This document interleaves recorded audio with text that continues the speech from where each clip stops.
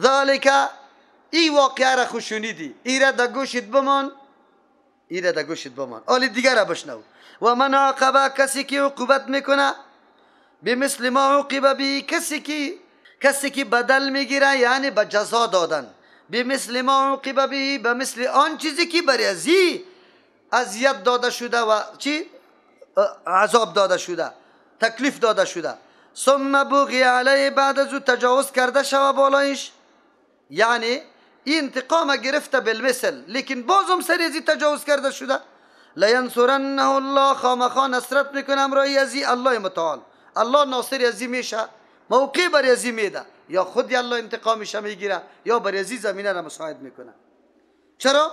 ان الله یقینا الله متعال عفون، عفو کننده است، در گذر میکنه کسی که در مقابلش با بسیار ناشکری و ناسپاسی کرده الله نادیده میگیره، تیر میشه، زودی که در انتقام از پیش نمیگیره. غفور مهربان است، اگر توبه بکشه الله او را بیخی معاف میکنه. ذالک بان الله، چرا الله هم نصرت میکنه و کسی را که سرش ظلم شده، و هم الله عفو غفور است، معاف هم میکنه و بخشش هم میکنه. الله متعال به خاطری که کل تصرفات اختیاری الله است، ملکیت از الله است، اختیارات از الله است. ذالک بان الله، به خاطری است که یقینا الله متعال یولج اللیل، داخل میکنه شب فی النهار، در روز، و یولج النهار، داخل میکنه روز فی اللیل، در شب، شبا دراز میشه روز کوتاه میشه، او که داخل میکنه شب در روز، روز دراز میشه شبا کوتاه میشه. و ان الله یقینا الله متعال سمیع، شنونده از فریاد دعاها، از کار همه نداها را، بصیر بیناست، حالات کلی مردم برش معلوم است. ذالک بان الله، این امری که الله متعال بیان میکنه که همه تصرفات اختیاری الله است، نمونه تصرفاتش است که بان الله یقینا الله متعال هو الحق، امی معبود بر حق است، قابل پرستش و ستایش است. و ان ما یدعون، یقینا چیزی را که یا آواز میداد در کمک خود برای حل کردن مشکل و حاجت خود، من دونه بغیر از الله متعال، هو الباطل، نمو باطل است. و ان الله یقینا الله متعال هو العلی، الله بلند ذات است به اعتبار ذات خود، الکبیر و بزرگ است به اعتبار صفات خود، هیچگاه کسی با امرای الله برابر شدن نمیتونه، شریک شدن نمیتونه. الم تر، تو نمیبینی مخاطب پیغمبر علیه السلام، ان الله که یقینا الله متعال انزل من السماء، روان کرده فرو فرستاده از طرف بالا، ما ان آبه فتصبح الارض، میگردد زمین مخضرة سرسبز یا گردیده، اردو معنا درست است. ان الله یقینا الله متعال لطیف خبیر، لطیف باریک بین است، تمام جزئیات و علوم باریک بری الله معلوم است. خبیر و ناگاهی داره، خبردار است به تمام اسرار و مصلحت‌ها. الله است که نظام میچلانه، باران روان میکنه، زمین یک دم سرسبز بگردانه. له ما فی السماوات، خاص در اختیار الله متعال است آن چیزی که در آسمان هاست، و ما فی الارض، آن چیزی که در زمین است. اگر حیوان میبینی، پرنده را میبینی، خاک، سنگ، چوبه، همه چیزا ملکیت الله، در اختیار الله، در زیر فرمان الله. و ان الله یقینا الله متعال له الغنی، الله متعال غنی یعنی حاجت و ضرورت به کسی نداره، چرا که صمد است، الحمید و ستوده شده، نیاز برای ستودن کسایی هم نداره، لیکن وقتی که طلب ستودن میکنه برای منفعت بندگان خودش است.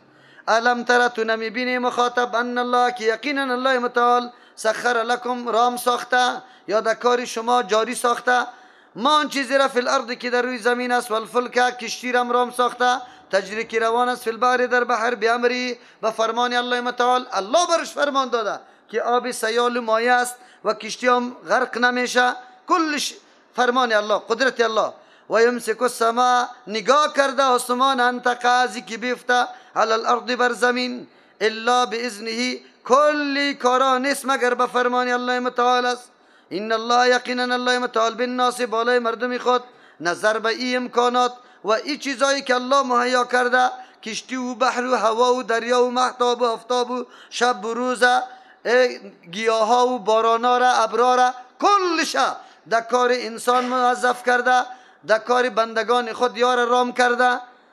وقتی کی را میگی؟ یقینا الله متعال مردم بالناس، به مردم، لرؤوف، زیاد مهربان است که امکانات وسیع را در اختیار انسان گردانیده داده. رحیم رحم کننده است. کسایی که ناسپاسی نعمتها را میکنه زود یا را عذاب نمیده، بلکه کسی که سپاسگزاری میکنه دیگه او را تقویت میده الله متعال. و هو الذی، الله ذاتی است، احیاکم که شما را زنده کرده، ثم یمیتکم. شما میطور فکر نکنه که همه کائنات در اختیار ما هر نوع تصرفات دیش میکنیم، دیگه تنبیک شدیم، ما دیگه هیچ از چی قدرت و صحت خود طرف نمیشیم. نه، شما را الله پیدا کرده، زیر فرمان ملک الله قرار داره. و هو الذی، الله ذاتی است، احیاکم شما را زنده کرده، ثم یمیتکم یعنی از عدم به وجود آورده، بعد از او شما را میمیرانه، ثم یحییکم بعد از او شما را باز هم زنده میکنه، بی مسئولیت نمیمانه. اینجا که شما آمده امکانات در دسترسیتان الله داد، در موردش از پیشتان سوال میشه چرا؟ ان الانسان لکفور، بجای از اینکه نعمتهای الله را تأمل و تفکر بکنه و بفهمه که الله چقدر احسانات بزرگ سرش کرده، در جای از او ناسپاس است. از صحت خود غلط استفاده، از امکاناتی که الله برش داده غلط استفاده، از همه نعمتایی که الله برش داده بجای از اینکه در طاعت و فرمانبرداری الله بکار شوه، در قوت عبادت از او استفاده شوه، یا در معصیت ها، در گناه ها. لکل امت جعلنا منسکن، برای هر طایفه و گروه گردانیدیم منسکن، راه بندگی را. منسکن راه طریقی قربانی کردن. هم ناسکو که اینمی مردم عمل کننده است یا قربانی کننده است یا عمل چی مراسم حج انجام دادن است. سه قسم ترجمه را مفسرین کرده، اما راجح که شامل کلگی سیست. لکل امت، برای هر امت جعلنا گردانیده منسکن، روش و طریقه بندگی را که چه قسم بندگی الله را بکنه. از همون خاطر راه بندگی توسط انبیاء علیهم السلام برشان تشریع میشه. پس مردم نیاز داره به کی؟ انبیاء علیهم السلام.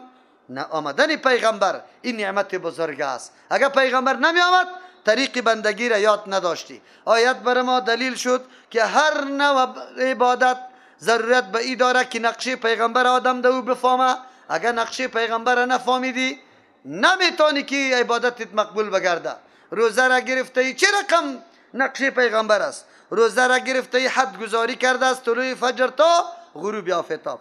چه رقم از خوردن، نوشیدن، جماع کردن، تمام اعضایت از دروغ گفتن، نظری بد کردن، نعوذ بالله، کلش این را روزه دار کن. اگر روزه دار نکدی این روزه مقبول نیست. چرا؟ به خاطر که مطابق نقشه پیغمبر نیست. لکل امت، برای تمام امتها گروه ها گردانیده منسکن، طریقه و روش بندگی را. هم کمی مردم ناسکوه عبادت الله را میکنه به مو طرز و طریقه. فلا ینازعنک فی الامر، پس نباید که نزاع کنن، جر و جنجال جور کنه امرای توی پیغمبر علیه السلام. فی الامر، در کار دین، که چرا اینطور میکنی چرا اینطور نمیکنی، این گپا را چرا برات میگه. و دع الی ربک، تو دعوت بده به سوی پروردگارت، به سوی گپای شخصیت نه، تو دعوت میدی مردم به سوی پروردگار. انک یقینا تو لعلی هدی، یقینا به هدایت هستی، به یک پروگرام جامع هدایت هستی، مستقیم که بالکل درست و برابر است. مردم انتقاد اعتراض بکنه، چرا میکنه؟ چرا اینطور میکنی چرا اینطور نمیکنی؟ الله پیغمبری خودت درس میده، در قصه اعتراضات و انتقادات مردم نشو. چرا؟ سری پروگرام جامع هدایت که راه مستقیم است برقرار استی. مردم انتقادات اعتراضا را میکنه، هیچ پروایش نکن. لایق کویی بود که مردم در جای ازی که میپذیرفتن انتقاد اعتراض خو نمیکردن. تو را چی؟ من عبادت الله را به می طریقه میکنم، تو را چی؟ نه نمیماند. میگه از مذهب برآمده ای. الله روش بر ما نشان میده. این مردم میگه پا میزنه، عیناً به ما میگه. ببینی قرآن کریم. و این جادلو که اگر مجادله کشمکش قطعی تو داره، گفتگو نزاع داره امرای تو، که چرا این کارا را میکنی؟ این خدا بابا و اجداد ما نبود، تو چرا این کشیده ای؟ فقل الله اعلم بما تعملون، بگو که الله خوب میدانه به او کارایی که شما کرده. او خود دلیل و سند نبوده، الله خوب میدانه. من که کدام عمل میکنم روی سند میکنم. وای تو چی میفهمی که تو بر حق هستی؟ چرا نمیفهمم؟ الله یحکم بینکم، الله فیصله میکنه در بین شما یوم القیامت، در روز قیامت. فيما کنتم دو مسائلی که شما بودی فی دو تختلفون اختلاف جور کرده بودی. اونجا باز الله فیصله میکنه. معلوم میشه که دست سینه گرفتن خوب است یا در زیر ناف. کدامش خوب است؟ معلوم میشه که تقلید خوب است یا تحقیق خوب است. کدامش است؟ اتباع خوب است. اونجا فیصله میکنه الله متعال. بعد از اون معلوم میشه که نمازای تو قابل قبول است یا نمازای ما. تو از دیدگاه امام ابو حنیفه رحمه الله نماز خوندیم، از دیدگاه رسول الله صلی الله علیه و سلم. منظوری من نیست که امام ابو حنیفه رحمه الله قصداً خلاف طریقه پیغمبر نکرده، اما کل مسائلی که در نماز یا تطبیق میکنه از امام ابو حنیفه رحمه الله نیست. سند پیش کنه که بله اینی موضوع از امام ابو حنیفه رحمه الله است، قطعا سند پیش کرده نمیتونه. یا ساخته و پرداخته خودش در نمازها اضافه کرده. امام ابو حنیفه رحمه الله اشاره به سبابه را حرام گفته، رفع الیدین حرام گفته. امام ابو حنیفه رحمه الله بعد از نماز دعاها کرده، دعاهای بدی نکرده. امام ابو حنیفه میتور نمازها خوانده زفت و پرود یا نماز درست خوانده؟ نماز درست خوانده. خالی امام ابو حنیفه رحمه الله یا را چی میکنه؟ بدنام میسازه، یا امام ابو حنیفه را بدنام. کتاب نوشته میکنه از دیدگاه امام ابو حنیفه. امام ابو حنیفه از خود نماز تشریح کرده برای مردم، ها؟ خب چرا به نام دیدگاهش یاد میکنی؟ امام ابو حنیفه رحمه الله تشریح نماز به طریقه رسول الله کرده، نظر به حدیثی که پیشش رسیده امو رقم تشریح کرده. دیدگاه شخصی خودش است؟ دیدگاه شخصی خودش است یا نه؟ نیست دیدگاه شخصی خودش. از او خاطر پس آلی کسی که کتاب نوشته کنه و بگوید که نماز از دیدگاه چی؟ امام ابو حنیفه. تو امام ابو حنیفه را تهمت ناحق میکنی چی؟ او به نظر شخصی خود نماز تشریح کرده، این خود عبادت است، این خود تشریح پیغمبر میکنه. پس از ما کرده تو توهین امام ابو حنیفه را کردی یا ما؟ بگو توهین تو کرده ای، ما تعظیم امام ابو حنیفه رحمه الله را کرده. ما میگم که نماز امام ابو حنیفه نماز رسول الله بود، تو میگی نه دیدگاه خودش بود. دیدگاه خودش، دیدگاه معنای دیدگاه را بفهم. الله یحکم بینکم یوم القیامت، الله فیصله میکنه در بینتان در روز قیامت. فیما دو موضوعاتی که کنتم شما بودی فی دو موضوعات تختلفون اختلاف جور کرده بودی. علم تعلم تو نمیدانی پیغمبر علیه السلام یه مخاطب ان الله یقینا الله متعال یعلم ما فی السماء، میداند چیزایی که در آسمان است و الارض در زمین است. اختلافات و هیاهوی و شایعات و پروپاگان و این گپا را کلش میدانه. ملا صاحب جنجال جور کرده یا تو جور کرده ای، ایرا کلی الله میدانه. این ذالک فی کتاب، امیک تمام موضوعاتی که روزمره صورت میگیره در کتاب لوح محفوظم قبل نوشته است. این ذالک، این نوشتن و ثبت کردن و سجل کردن علی الله بالای الله یسیر آسان است، کلش ثبت میشه در روز قیامت. برات میگم ملا صاحب چرا جنجال پیش کرده بودی؟ چرا به مردم جوابی مثبت نمیدادی؟ در حدیث خوانده بودی، اونجا جواب میگی و یعبدون من دون الله، عبادت میکنه بغیر از الله، نظرا میکنه، آوازا میده، دعاها طلب میکنه غیر از الله. ما از معبودایی که لم ینزل به سلطانا، الله روان نکرده در عبادت از او کدام دلیل، و ما لیس لهم به علم، و او معبودایی که نیست برشان کدام علم یعنی دلیل عقلیم نداره. و ما للظالمین من نصیر، نیست برای مشرکای امداد کننده، کسی امدادشان نمیکنه. و اذا تطلع علیهم آیاتنا، زمانی که تلاوت کرده میشه بالایشان آیاتای ما، دلایل توحید و یکتا پرستی ما یا احکام ما، بینات واضح آیاتایی که دلیل بالای یکتا پرستی الله است، تمام بندگی را خاص به الله میسازه. چی میشه؟ تعرف فی وجوه الذین، تو میشناسی معلوم میکنی در رویای کسانی که کفر و کافر هستند، المنکر، ناخوشی را، خفه شدن، قاشایش چی میشه؟ ترش شده میره. این صفت کفار است. اما با تاسف که امروز در روی کی مؤمنا و مسلمانان دیده میشه که بحث توحید میکنی آنقدر خفه میشه، تو میگی در زیر شاتش بل کرده ای، باز آخر چی صدا میکنه؟ بس کنی وقتی گفانی است، یکادون قریب هستن یستون که حمله کنن بالذین یتلون علیهم، با کسانی که تلاوت میکنه بالایشان آیاتنا، دلایل توحید ما را، دلایل توحید که میگی قریب است که حالی حمله کنه، میخیزه از اون طرف بان همین طور میکنه. سری رسول الله صلی الله علیه و سلم همینطور بود دیگه. فقط آیات توحید که بخوانی خلاص دیگه مرگی میگیره شانه. قل بگوی پیامبر علیه السلام افانبئکم بشر من ذالکم، شما را خبر بدم به بدترین ازی. شما از بیان از تلاوت آیات توحید بد میبره، به نظر شما این خیلی شر است. نه، اصل شر شما نشناختی احمقا بی بدبختا. شر ایشه تلاوت آیات توحید شر نیست، خو خیر است. شر ایست. کدام شر؟ من ذالکم که از ذکر شر باشه به نزد شما هم النار، آتش که شما را بسوزانه. به خاطر چی؟ نه قبول کردن عقیده چی؟ توحید. وعدها الله الذین، وعده کده آتش الله امرای کسانی که کفرو انکار از توحید الله میکنه. و بیس المصیر، خیلی بد جای بازگشت است آتش جهنم کسی که دو میروه. الله ما را نگاه کنه. یا ایها الناس، ای مردم. چرا این مردم ده حماقت خود ده انتها رسیده، آنقدر احمق شده، بیعقل شده؟ چرا؟ لا عقل یکمی تفکر نمیکنه که آیا معبودای کیا عبادت میکنه چی توانمندی داره، چی قدرت داره، چی میتونه. یک کسی را تو عبادت بکنی که لا عقل ده اشتباه واقع شده باشی که خود توانمندی داره. یا ایها الناس، مردم، ای بشریت، ضرب مثلا بیان کرده شده یک مثال عجیب، یک مثال عجیب بیان شده. فاستمعوا له، خوب گوش برش بکنه دقیق، که عبادت الله یا عبادت غیر الله کدامش؟ ان الذين، یقینا کسانی که تدعون شما آواز میدی من دون الله، بغیر از الله متعال، لا يخلقوا ذبابا، هرگز پیدا کردن نمیتونه، ایجاد کردن نمیتونه، ذبابا مگسه. ولو اجتمعوا له، اگرچه معبودا کلشان جمع شوه، پیدا کردن مگس خو بگذار. و یسلبهم الذباب شیئا، اگر این مگس از یا بربایه بگریزانه یک چیزی را، لا یستنقذوه منه، همین معبودان از یا خلاص کردن نمیتونه. ضعف الطالب، و ضعیف است طالب که همین معبودان از یاست. و المطلوب، و مطلوب که مگس است، مگس از پیش میره، هر چیز از پیش میبره، هیچ چیز نمیتونه. یک مانا ضعف الطالب، و ضعیف است طالب که چیست؟ عابد است. و المطلوب معبود است، هم عابدش ضعیف است، کسی که عبادتی از یارا میکنه، و هم چی؟ معبود، اردویش. آلی قرآن کریم چقدر مثال دقیق بیان میکنه. مگس چرا میگه؟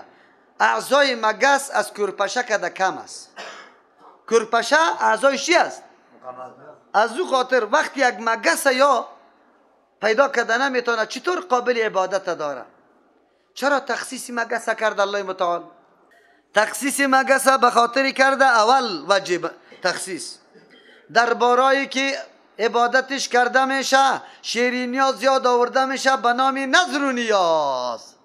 از همون خاطر تو که بیری زیارتگاه ها را، مزارات، میبینی که اونجا گور است، اونجا چاکلیت افتاده، شیرینی ها را اونجا میاره. محل تجمع چی میشه؟ مگس ها میشه.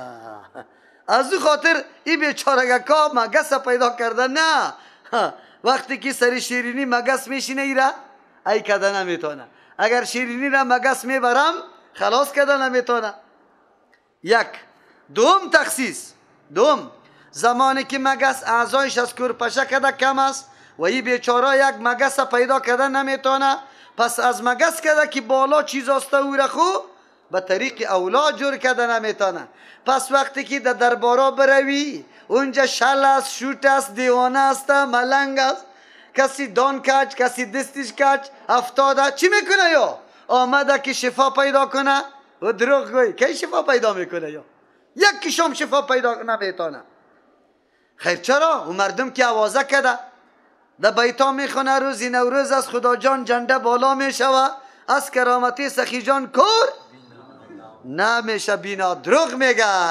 اگر کور بینا میشد به خاطر کرامت سخی صاحب باید اول برکت الله سلیم قاری صاحب چی میشد؟ بینا میشد، که مشهور است در افغانستان کلگی میشناسشه که کرامت سخی صاحب بیخی زیاد واضح میشد. صحیح است؟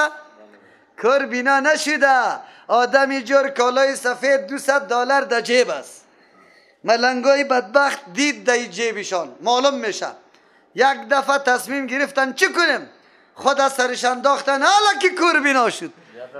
بیچاره را نه هزار ماندن نکرده لوچ. او مردکه چیخ میزنه او مردم دلار برد او مردم دلار برد ما بیناستم کور نیستم. او این مردم ها پرچه کالا را برش نمان، پرچه کالا را. این توهین به اولیاء نیست. هر کس کی گپا را میزنه تحقیر اولیاء را میکنه. چیزی که با ولی ثابت نیست تو نسبت میکنی، مثل که با پیغمبر حدیث ثابت نباشه تو نسبت میکنی، تهمت سری پیغمبر میکنی، ایره تهمت سری ولی میکنی.